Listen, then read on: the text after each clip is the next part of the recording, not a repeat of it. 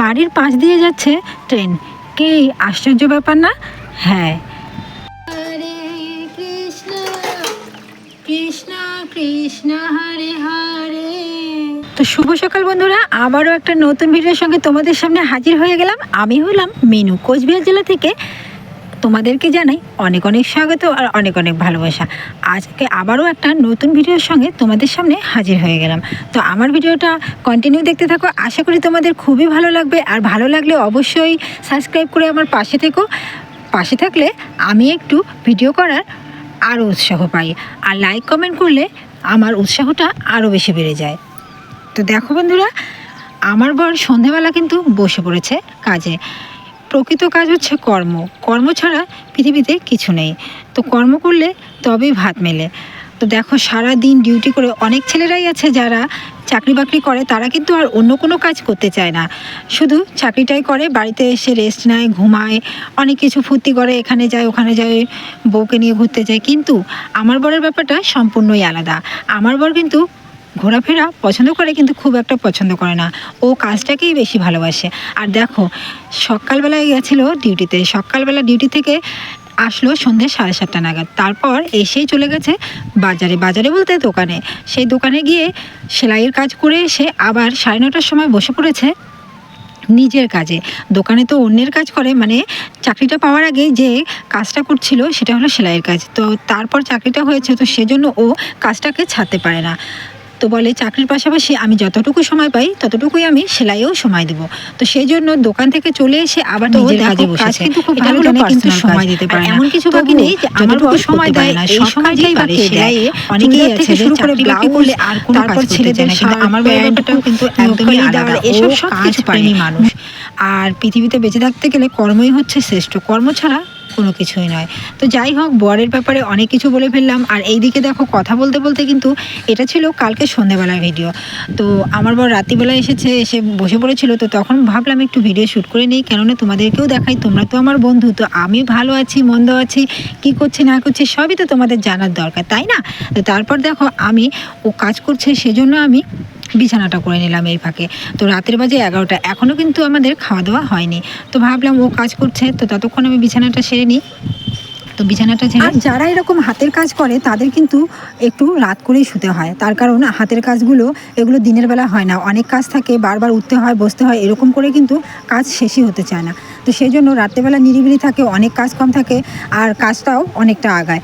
আর যখন কোনো অনুষ্ঠান থাকে, অকেশন থাকে, তখন কিন্তু আমাদের কাজের চাপটা বেশি বেড়ে যায়। তখন ও সময়ও পায় না, ডিউটিরও চাপটা থাকে বেশি, আর কাজের চাপটাও বেশি থেকে যায়। তো সেই জন্য এই যে দেখো, রাতের 11টা বাজলেও এখনও কিন্তু আমাদের খাওয়া দাওয়া হয়নি। তো সেই জন্য ভাবছি যে একসঙ্গেই খাবো, ছেলেও এখনও খায়নি। তো ওর কাজ হয়ে গেলে আমরা সবাই মিলে ঘুম থেকে উঠেই কোনো ভিডিও নয়, সোজা বাসি কাজ কর্ম, উঠোন ঘর ঝাড়ু দেওয়া, বাসন মাজা, স্নান করা, তারপরে ছেলেকে স্কুলে পাঠিয়ে দিয়ে চলে এলাম ঠাকুর ঘরে। আর ঠাকুর ঘরের কাজ তো তোমরা জানোই। তো আমি চলে এলাম ঠাকুর ঘরে স্নান সেরে। আর এখন কিন্তু আমি পুজো করব। আর আজকে ছিল বৃহস্পতিবার, বৃহস্পতিবার পুজো করতে একটু সময়টা বেশি লাগে। তোমরা তো জানোই আমাদের বৃহস্পতিবারে ঘর পাল্টাতে হয়, তো সেই জন্য একটু সময়টা বেশি লাগে। আমার কিন্তু সকালবেলা উঠেই আগে ফুলগুলো তুলে নিয়ে এসেছি, ফুল তুলে নিয়ে এসে ঘর মুছে বাসন মেজে সব কিন্তু আমার রেডি। এখন শুধু পুজো করার পালা। ছেলে চলে গেছে স্কুলে। আজকে আর ছেলের কোনো ভিডিও করিনি। আজকে আমি সকাল থেকে ক্যামেরাটা এখনই অন করেছি। তো অন করে এই যে সোজা ঠাকুর ঘরে তোমাদেরকে নিয়ে এলাম। সকালবেলা উঠে ঠাকুরের দর্শন করলে কিন্তু মনটা ভীষণ ভালোই লাগে। তো পুজো পার্বণ সেরে তারপরে আমি চলে যাব রান্নাঘরে। ছেলে আসবে তার আগেই তো আমাকে রান্না সারতে হবে, সবাই মিলে খাবো। আমাদের সকালবেলা ভাত খাওয়ার অভ্যেস, আমরা 3 বেলাই ভাত খাই, সকালবেলা, দুপুরবেলা, রাত্রেবেলা। অনেকেই আছে যে একবেলা অন্য কিছু খায় আর 2 বেলা ভাত খায়, কিন্তু আমাদের তা চলে না। তার কারণ হচ্ছে আমার বরকে প্রত্যেক দিন সকালবেলায় ডিউটি যেতে হয়। হ্যাঁ, হয়তো তার মধ্যে কিছু না কিছু দিন ছুটি থাকে, কিন্তু যদি ছুটি না থাকে তখন তো ওকে যেতেই হয়। আর সকালবেলা যদি ভাত না খেয়ে যায় তাহলে কি হয় অবস্থাটা তোমরা তো বুঝতেই পারো। এই গরমে ওকে তো নিয়ে গিয়ে ওখানে বসিয়ে রাখে না, অনেক দৌড়ঝাঁপ করতে হয়, তারপর ডিউটি করতে হয়, অনেকটা পরিশ্রমের ব্যাপার। সেজন্য আমার সকালবেলা রান্না করতে হয়। আগে তো টিফিন নিয়ে যেত, সকালবেলা রান্না করে ওকে খেতে দিতাম আর টিফিন ভরে দিতাম। এখন টিফিনটা নিয়ে যায় না, খেতে নাকি অস্বস্তি বোধ হয়। তো দুপুরবেলা যদি চলে আসে, আর যদি না আসে তাহলে দোকানেই দুটো রুটি কিনে খেয়ে নেয়, বাড়ি থেকে ভাত নিয়ে যায় না, আগে নিয়ে যেত। তো সেই জন্য আমার তিনবেলায় রান্না, আর দুপুরবেলা যা থাকে সেটা আমরা খেয়ে নিই শাশুড়ি বৌমা মিলে। আগে তো শ্বশুরমশাই ছিল, শ্বশুরমশাই 2 মাস হলো গত হয়েছে, তো সেজন্য আর দেওয়ারও তো কাজের সূত্রে বাইরে থাকে, ও থাকে আলিপুরে, তো সেখানেই থাকে। সেজন্য এখন বাড়িতে আমরা আছি শাশুড়ি বৌমা আর আমার ছেলে, আর আমার বর তো চলে গেছে ডিউটিতে। তো এখন পুজোটা করে আমি রান্নাটা সারবো, তারপর ছেলেকে আনতে যাব। যেদিন করে ওর ডিউটি থাকে সেদিন করে ছেলেকে আমাকেই আনতে যেতে হয়, আর ছেলেকে নিয়ে আসতে গেলে আমার সেখানে 1 ঘন্টা যায়। তো 1 ঘন্টা যাক আর 2 ঘন্টা যাক, ছেলেকে মানুষ করতে গেলে এতটুকু কষ্ট করতেই হবে। আর তারপরে আমি পুজো করতে বসে পড়েছি। ছেলে কিন্তু আমার টিউশন মাস্টারও নেই, সব কিছু কিন্তু আমি দেখাশোনা করি। তো আর নিজে যেরকম করে পড়াবো, আমার মনে হয় এই টিউশন মাস্টার সেরকম করে গাইড নিয়ে পড়াবে না, ওদের তো মাপের পড়া 1 ঘন্টা থেকে 8 ঘন্টা, তো সেইটুকু করিয়ে কিন্তু ও চলে যাবে। আজকে দিয়েছি নকুল দানা প্রসাদে, প্রত্যেকদিন নকুল দানাই দেই, যেদিন ঘরে ভালো মন্দ থাকে, ফল ফল আনা থাকে সেদিন ফল টল দিয়ে পড়ে। হরে কৃষ্ণ কৃষ্ণ কৃষ্ণ হরে হরে, হরে রাম রাম রাম হরে হরে, হরে কৃষ্ণ কৃষ্ণ কৃষ্ণ হরে হরে, হরে রাম রাম রাম হরে হরে, হরে কৃষ্ণ কৃষ্ণ কৃষ্ণ হরে হরে, হরে রাম হরে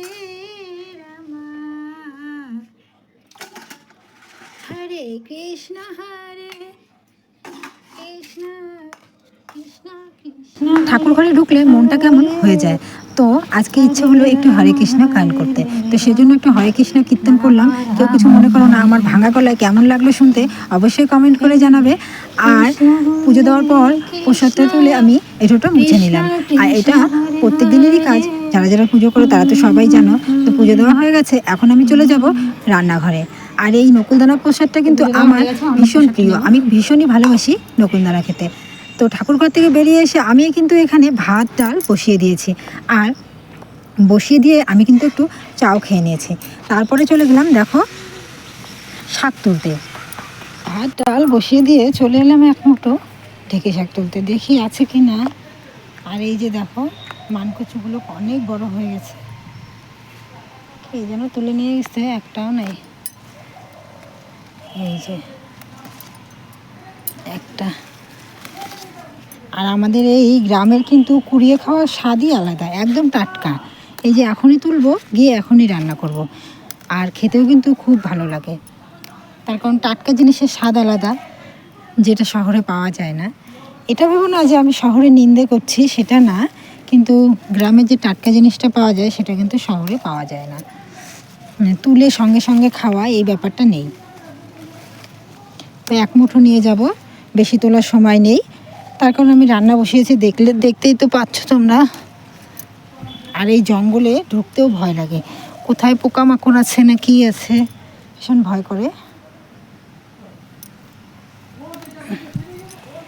আর এই হচ্ছে আমি বন্ধুরা, এই যে এক মুঠো পেলাম, এর মধ্যে দুটো আলু দিয়ে বড় সাইজের একটা পেঁয়াজ দিয়ে ভাজি করব।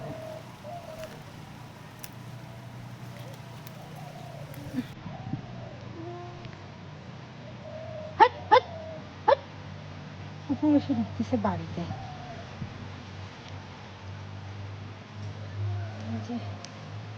লম্বা লম্বা।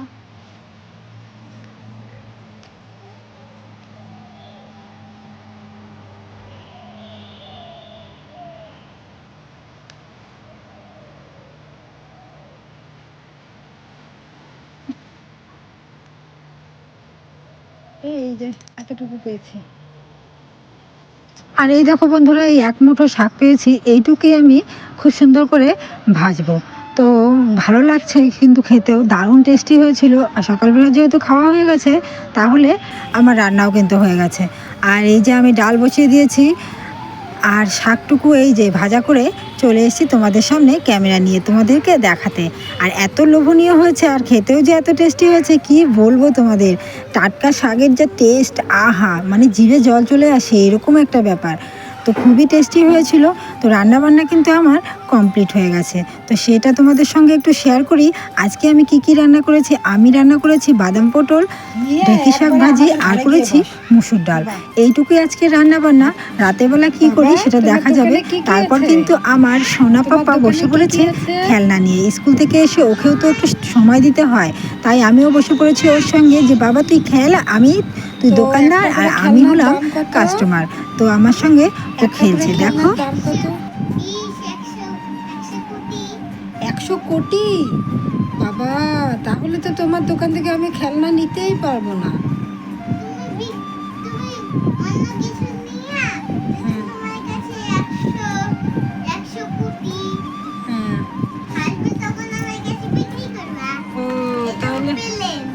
তোমার কাছে এত খেলনা আছে, তাহলে আমার এই বাইকটা কিন্তু খুব পছন্দ। এই বাইকটা কত দাম?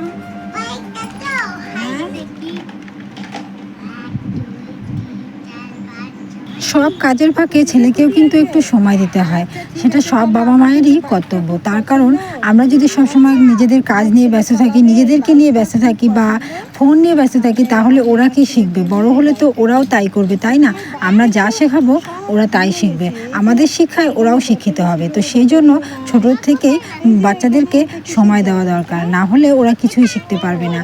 আর আমি যতটুকু পারি সংসারের কাজকর্ম, রান্নাবাড়ি সব কাজকর্ম সেরে তারপর আমি ছেলেকে নিয়ে বসি, ওর সঙ্গে 1 ঘন্টা 8 ঘন্টা খেলাধুলো করে তারপর আমি কিন্তু অন্য কাজ করি বা ফোন নিয়ে বসি। ছোট বাচ্চাদের মতো দুপুরবেলা হাতে নিয়ে বসে পড়েছি শশা খেতে কিন্তু আমাদের খুবই ভালো লাগে, বিশেষ করে ভাতের সঙ্গে মাছ মাংস থাকলে তার সঙ্গে শশা আর লেবুটা কিন্তু আমাদের পাতে থাকবে। আমার বড়বাবুও ভীষণ পছন্দ করে। তো এই যে দেখো একটা শশা নিয়ে বসে পড়েছি, ছেলেকে বলছি যে বাবা খাবে, ও তো একদমই খাবে না, ও ফল বলতেই খায় না। ও শুধু খাওয়ার মধ্যে মন চাইলে একটু আম খাবে, আর না হলে আপেল আর হলো কলা, এই দুটোই খায়, তাছাড়া ওর অন্য ফল একদমই পছন্দ না। তো দেখো, আর বাইরের পরিবেশটা দেখো আজকে খুবই সুন্দর। তো বসে থাকতে থাকতেই চলে আসলো ট্রেন, আর আমার বাড়ির সামনেই কিন্তু ট্রেন। আর প্রত্যেক দিন মানে সারাদিনে কম করে 6-7 বার তো ট্রেন দেখতেই পাই। সময়ও হয়ে গেছে আর আমিও এখানে বসে পড়েছি, বসতে না বসতেই চলেও এলো। আর দেখো ট্রেন এলে কিন্তু ভীষণই আওয়াজ হয়, তো সেই আওয়াজে তোমরা কিছু শুনতে পাবে না জন্য আমি আওয়াজটা মিউট করে দিয়ে ভয়েস ওভার দিচ্ছি। আর রেল লাইনটা এত উঁচু, মানে পাহাড়ের মতো, সেই জন্য কিন্তু আমাদের রাস্তার ওপারটা একদমই দেখতে পাই না। এই যে রেল লাইনটা দেখছো, এর ওপারেই কিন্তু আমাদের হাই রোড, কিন্তু কিছুই দেখা যায় না, এই একমাত্র